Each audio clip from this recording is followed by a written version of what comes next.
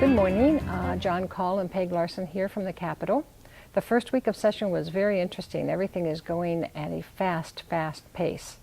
In the Senate, they heard bills on school lunches and some task force reports. In fact, they're getting together on Wednesday morning to talk about some of the task force reports as a joint committee. In Tourist Race Committee, they just did general overviews of what was passed last year. However, I just received a copy of what will probably be the final draft of the ELL bill between Senator Torres Ray and Senator Mariani, and I will be sending that forward to Superintendent Munoz. And the input for this has to be in by Tuesday, I think at 3 o'clock. So it ought to be interesting to see what this final draft has in it as compared to the last draft. In the House Committee in Ed Finance, I just have to give great kudos to Representative Quam.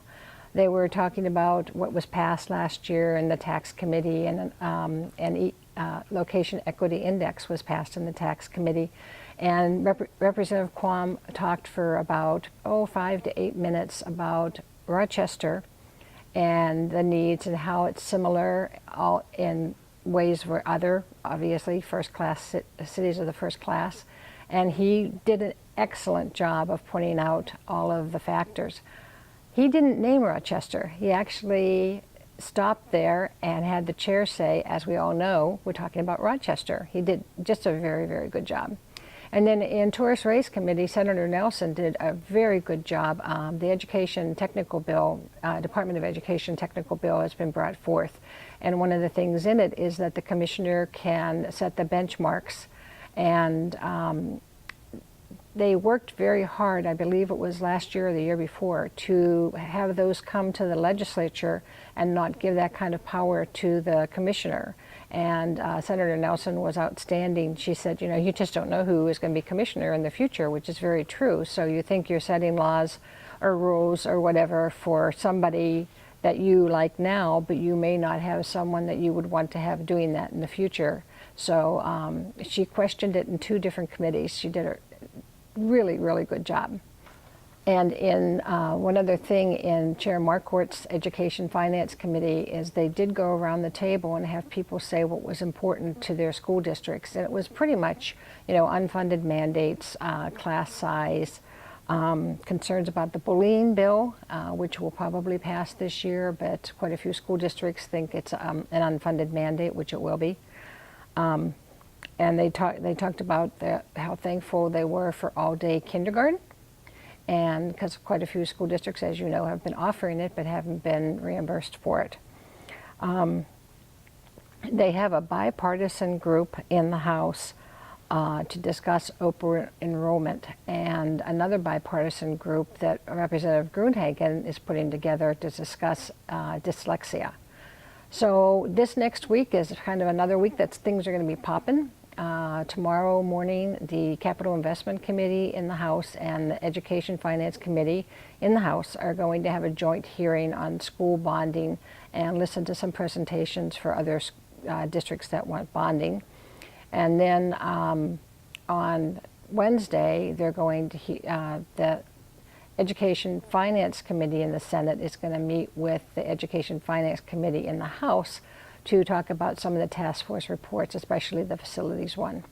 Okay, one other bill that is of interest to Rochester, the teachers union has introduced their health care bill. You know, in the past they wanted a statewide pool, which we did not support. This year, Majority Leader Aaron Murphy has introduced House File 2180, and they had quite an interesting hearing on it in education policy in the House. This would actually call for more bids, and as a lot of people think it's just the camel's nose under the tent, and actually Representative Wills, a Republican who was homeschooled, but very, cut that out. Representative Wills asked the highest representative from Education Minnesota, you know, if this was going to turn into a statewide pool, and he had to admit that yes, that was their final goal, even though this was just, you know, a minor thing, which it is not a minor thing. And this is a stepping stone to having a statewide pool for teachers. So I'm keeping an eye on that. It has 5 more committees to go through. It's going through Commerce next. So we'll see if it keeps the same language and or how it changes. Greetings on a miserably cold March 4th. Peg mentioned that Education Minnesota is going to push a statewide health care bill again. One interesting aside on that is the person who has so capably advanced that cause over the years, Jan Alswager, has left Education Minnesota and has become a private contract lobbyist. So whether you like the agenda or embrace the agenda of Education Minnesota or not, they have lost a very, I think, influential and talented lobbyist in her moving on. Now I'd like to go on and talk briefly about the revenue forecast. The expected balance at the end of the 2014-15 biennium has moved to $1.233 billion. It went up $408 million with the forecast this February from last November. And the total revenue then expected for the biennium is almost $40 billion, $39.575 billion. As someone who's been at the Capitol for a long time, I can tell you that it's just a lot easier to do this kind of work when there's a surplus and there is a deficit. What I hope the legislature does is act prudently with that surplus. One way to be prudent is to look for a lot of new programs to spend money on. What they should do is be sure to put some money in reserve.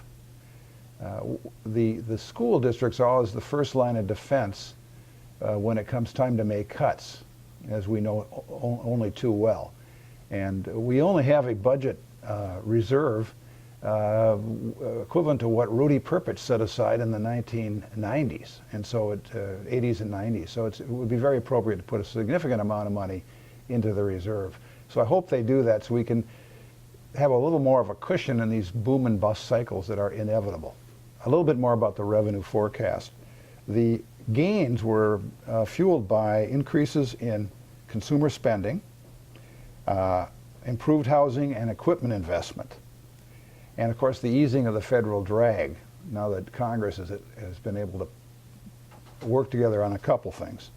Real GDP growth is now forecast at 2.7% for 2014 and a more robust 3.3% in 2015. So that's encouraging as well.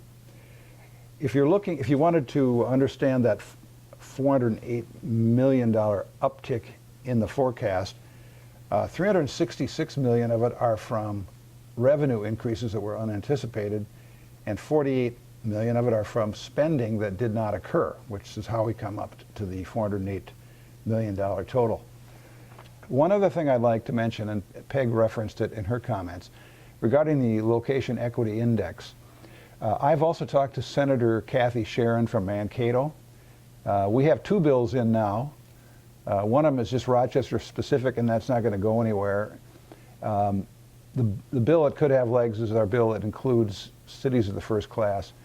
Another approach that I think we need to be on top of as well, and the one that seems to have the most traction right now, would be a regional location equity index, which would include Rochester, Mankato, St. Cloud, and Duluth.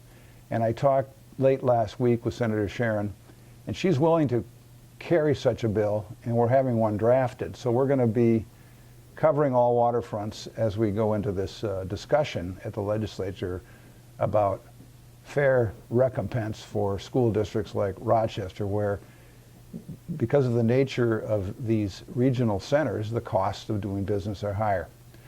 Thanks a lot. Talk to you next week. Just for point of fact, so that you know, Rochester's bills in the Senate have been introduced.